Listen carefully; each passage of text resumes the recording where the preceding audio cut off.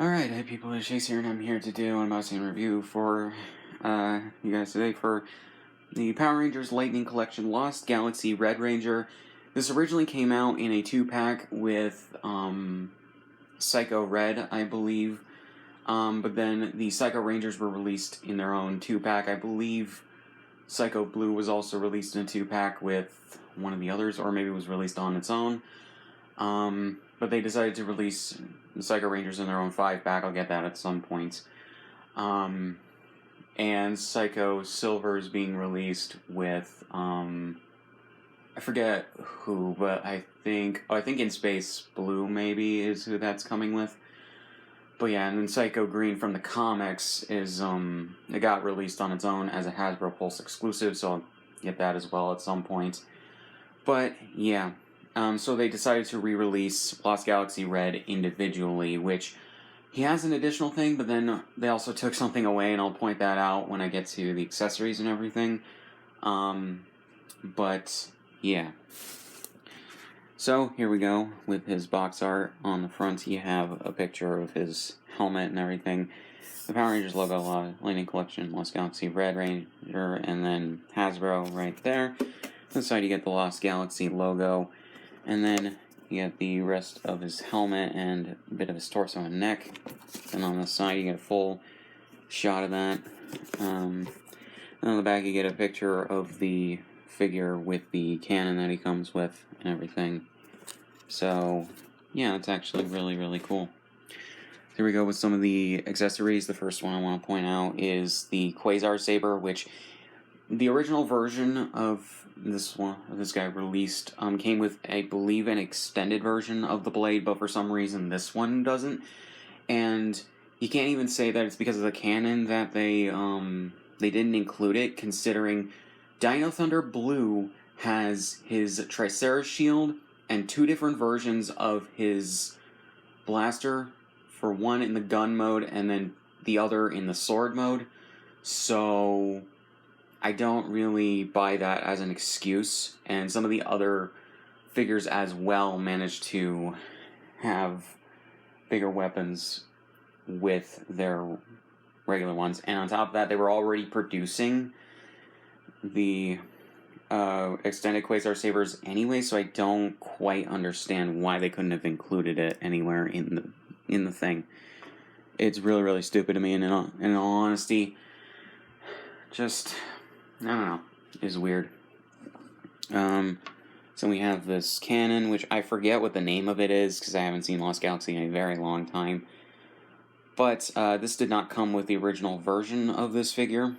So yeah, it's actually really, really cool.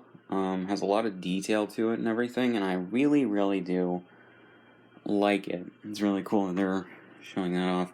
You get an accessory for the cannon where you can just have it firing off and everything. So yeah, or an effect piece.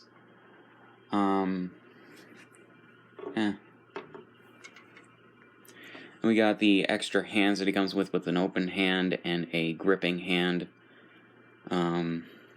So yeah, for holding the Quasar Saber, basically. And then we have a head sculpt, which I've seen like other videos and production photos and whatever else. This actually does not look too bad in person, in my opinion.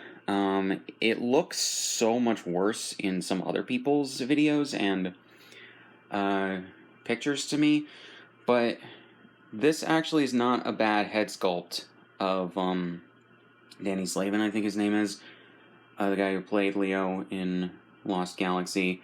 It's not a bad head sculpt at all, in my opinion. It just looks weird in production photos and everything. So, yeah. So then we have the Lost Galaxy Red Ranger, or Ginga Red, if you're more familiar with Super Sentai. And this is actually just a good figure. The suits were very, very minimalistic with Lost Galaxy, which is good. The only thing you had to get right was the head sculpt, basically, or the helmet sculpt, and they did a pretty good job with recreating it and everything. So yeah, and I like all the details that they have, the Charlie Brown zigzag. But yeah, and in terms of the posability and everything, you can turn his head in a 180 and then also tilt it up and down. For the movements right here, you can move the shoulders back and forth, move his arms up to basically a 90-degree angle, turn the arms around. Elbows on a double joint, which is nice. The hands you can move back and forth and then also spin around. The legs, almost a 90-degree angle, you can put them up. They can spin around because of how this joint is. The knee is also in a double ball joint.